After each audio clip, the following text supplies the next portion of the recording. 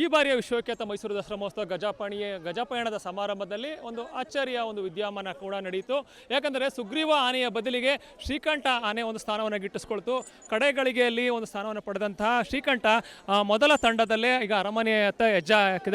ಯಾಕಂದರೆ ಸುಗ್ರೀವನ ಬದಲು ಶ್ರೀಕಂಠನನ್ನು ಏಕೆ ಕರೆತಂದಿರೋದು ಕೂಡ ಸದ್ಯಕ್ಕೆ ಲಭ್ಯ ಆಗಿಲ್ಲ. ಆದರೆ ಈಗ ನಮಗೆ ಬಂದಿರುವಂಥ ಮಾಹಿತಿ ಪ್ರಕಾರ ಒಂದು ಶ್ರೀಕಂಠ ಆನೆ ಮೈಸೂರು ರಾಜಮನೆತನದ ಒಂದು ಖಾಸಗಿ ಕಾರ್ಯಕ್ರಮಗಳಲ್ಲಿ ಅಂದರೆ ಖಾಸಗಿ ದರ್ಬಾನ ವಿಧಿವಿಧಾನಗಳಲ್ಲಿ ಕೂಡ ಭಾಗಿಯಾಗುವಂತಹ ಆನೆ ಅಂತ ಹೇಳಲಾಗ್ತಾ ಇದೆ. ಇದೇ ಒಂದು ಹಿನ್ನೆಲೆಯಲ್ಲಿ ಸುಗ್ರೀವನ ಬದಲು ಶ್ರೀಕಂಠನನ್ನು ಕರ್ತರಲು ಮೊದಲ ಬ್ಯಾಚ್ನಲ್ಲೇ ಕರ್ತರ್ತಾ ಇದ್ದಾರೆ ಅಂತಲೇ ಈಗ ನಮಗೆ ಮಾಹಿತಿ ಲಭ್ಯ ಆಯಿತು.